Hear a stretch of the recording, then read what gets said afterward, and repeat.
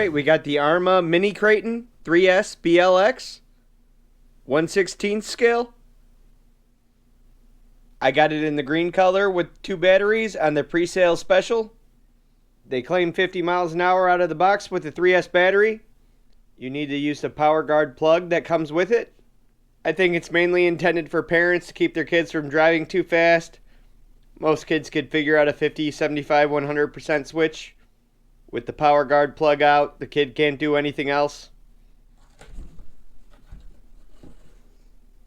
We have the power guard plug right on top.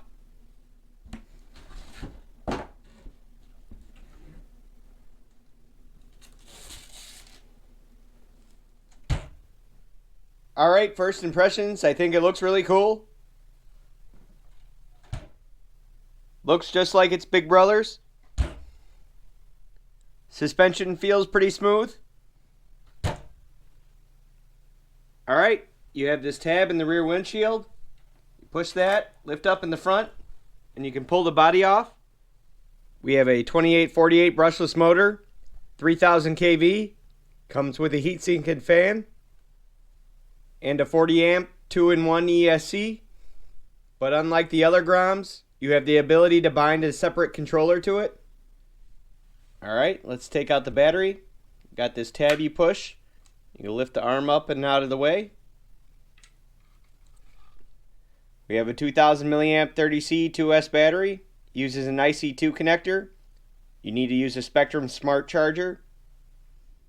They include a USB smart charger with it, along with an extra power guard plug, a T-wrench, an Allen key, a 2mm hex driver, AA batteries for your transmitter, and an owner's manual.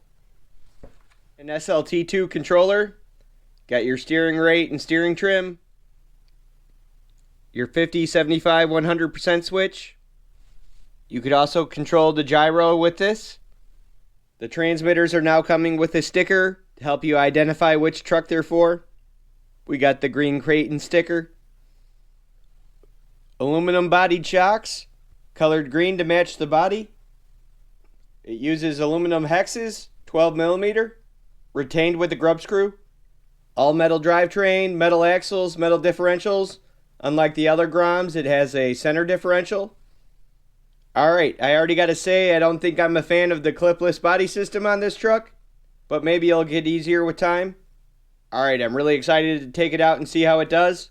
Let's have some fun. Alright, we got the Arma Mini Kraton out for its first drive. We're going to do some top speed tests. We're going to see how it handles. We'll try driving with the KS plug in and out, see how much of a difference it makes. Maybe see how it handles some grass. And if we're lucky, we'll get some bashing in. Alright, I'm excited for this one. Let's have some fun.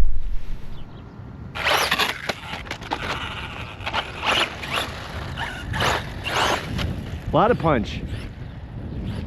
I saw some reviews, people saying it had a slow start. Wasn't expecting it to wheel stand like that.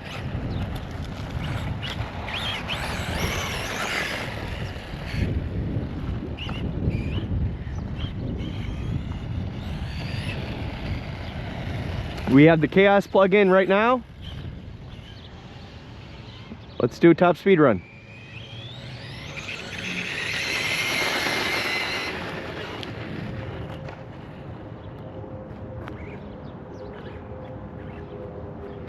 Go diagonally, a little more room.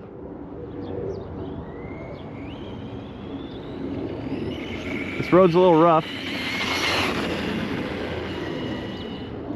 Might have to go out on the main road if we need a little more room. See what we got so far.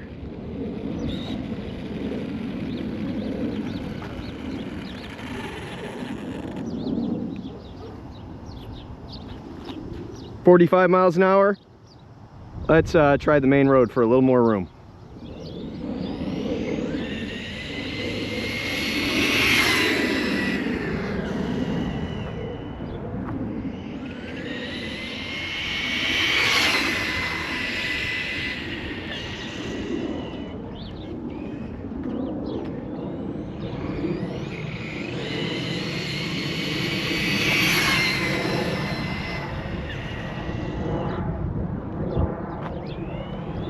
See what that was.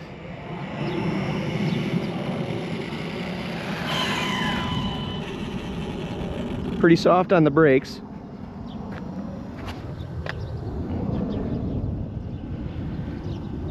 "48 miles an hour. Now it's about a 50-degree day. I am using the included batteries that come with this truck, the 2000 milliamp. Sure, in exactly perfect conditions, it'd probably get that 50 miles an hour. Mess around a little bit. Handle a little rougher pavement.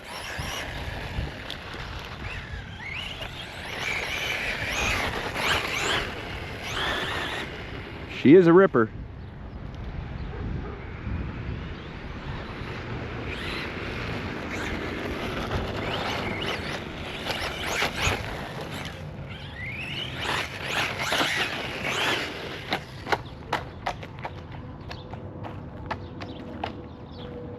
That was the first real big tumble.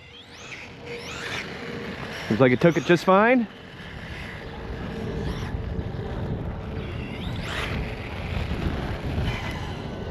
Just some scuffs on the front bumper, a little bit on the wing. Let's try running with the chaos plug out, do a speed test.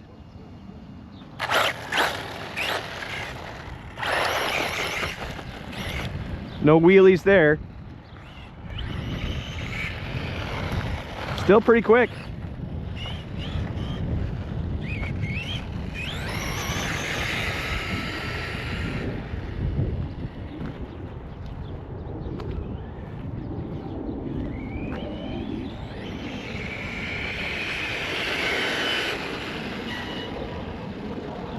You know, I never checked what level gyro I'm in. Whatever it is, it came out of the box. Let's take a look. Well, let's check our speed first.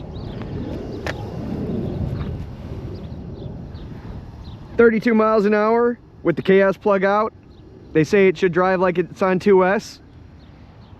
All right, let's see what its top speed is off-road. We got the chaos plug back in. This field is pretty wet.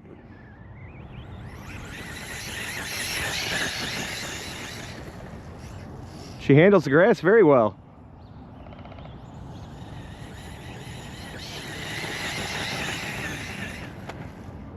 Going quick.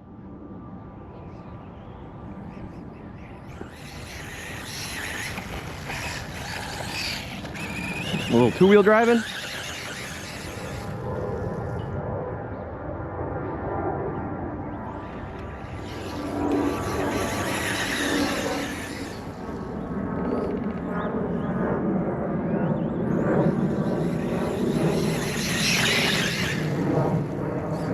Let's see what we got.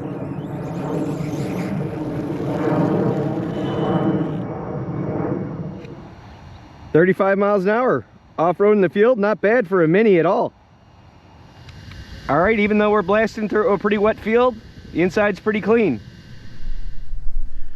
All right, out at the skate park, we're on a fresh 3S battery. We have the chaos plug in. I'm not gonna try and do anything stupid, but we're gonna have some fun. See how she holds up. All right, let's see if the Mini Kraton is as tough as her bigger brothers.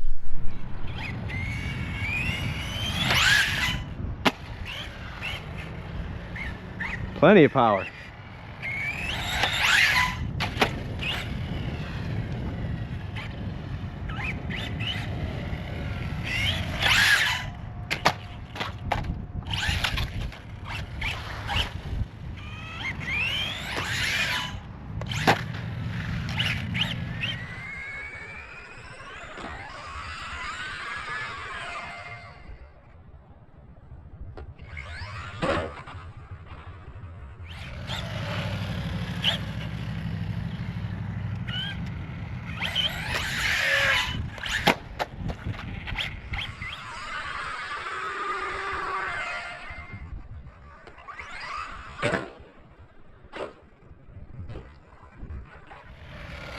Pretty good air control.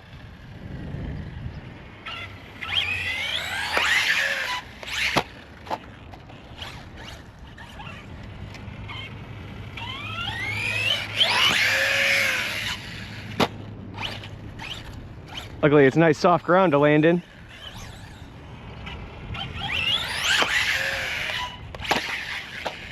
That was a bad landing.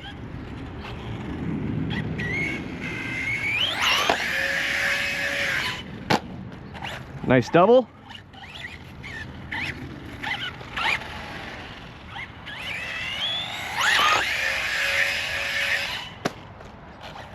Nice. I think that might have been a triple.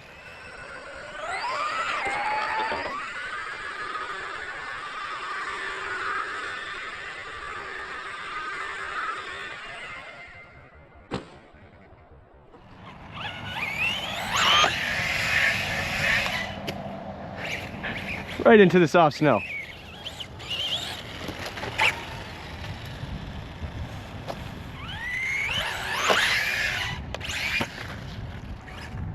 A little bit of ice over there.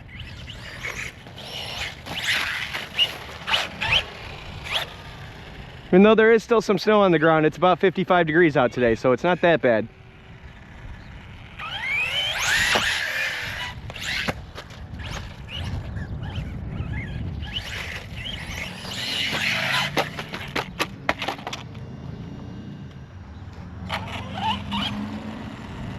So at this point you can tell it's still driving normal. I can steer right and left.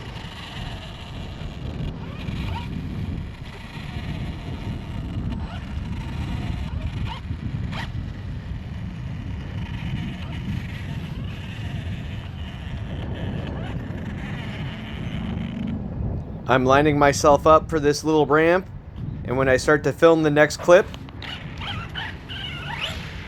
it's stuck turning right.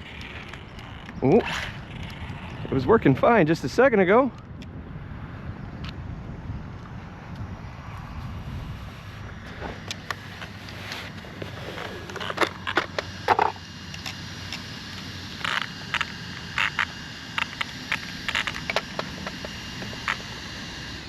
I try turning it on and off.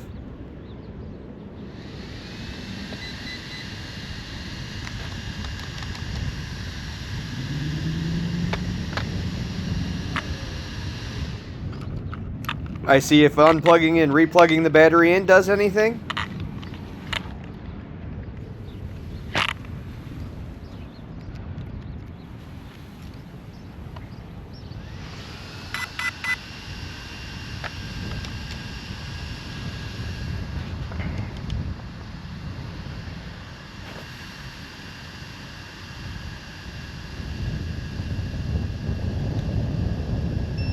I try messing with the steering trim to see if that does anything.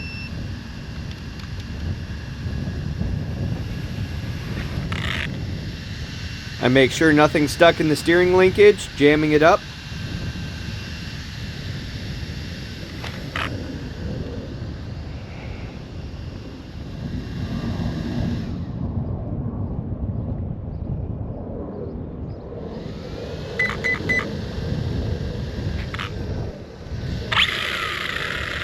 I still have throttle control.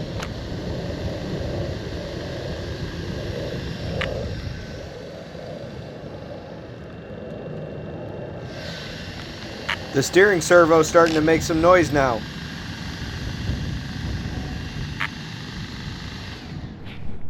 Alright, so everything was going great until it wasn't.